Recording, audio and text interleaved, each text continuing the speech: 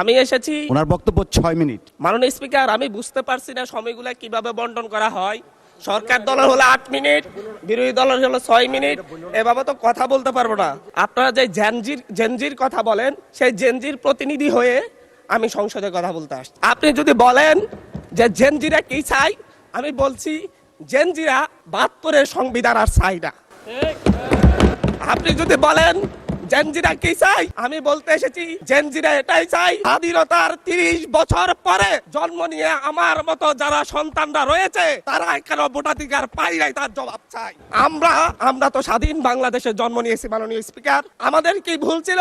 আমরা তো নতুন মানচিত্র পেয়েছি, আমরা তো নতুন পতাকা পেয়েছি, আমরা নতুন সীমানা পেয়েছি। আমাদের পূর্বপুরুষরা 1971 সালে রক্ত দিয়ে আমাদের জন্য একটি নিরাপদ বাংলাদেশ গড়তে চেয়েছেন, কিন্তু আমরা কি সেই নিরাপদ বাংলাদেশ পেয়েছি? আমরা কি সেই নতুন বাংলাদেশ পেয়েছি?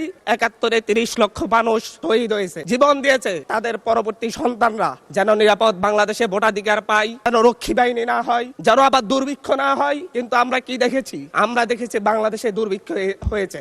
1973 সালে ভোট চুরি হয়েছে। আমি এই ইলেকশনে ভোট ডাকাতি দেখেছি, আমার ঘরে বরে হামলা করা হয়েছে। আমি কি এই ইলেকশনের জন্য নিজের রক্ত জড়িয়েছি? আমি আজকে স্বরাষ্ট্রমন্ত্রী আছেন, মাননীয় প্রধানমন্ত্রী আছেন, আমি এখানে প্রশ্ন করি, আমরা রক্ত জড়িয়েছি বলে আপনারা আজকে সংসদে প্রধানমন্ত্রী স্বরাষ্ট্রমন্ত্রী হয়েছেন?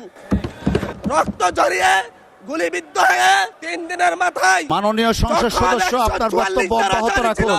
144 ধারার মধ্যে আবার নিজেই গুলিবিদ্ধ পা নিয়ে বের হয়ে গিয়ে সংবাদ সম্মেলন করে বলেছি আবার রাস্তায় নামুন, হাসিনা পতন হতে হবে।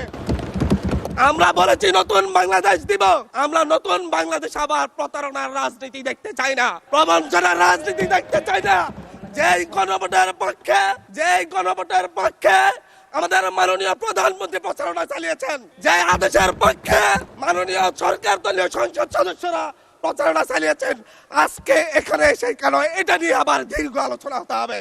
আমরা 90-এর গণঅভ্যুত্থানের কথা বলে যাই নাই। 3 জোটের রূপরেখা হয়েছে, বাংলাদেশ গণতান্ত্রিক ভাবে উত্তীর্ণ হবে কথা দেওয়া হয়েছিল।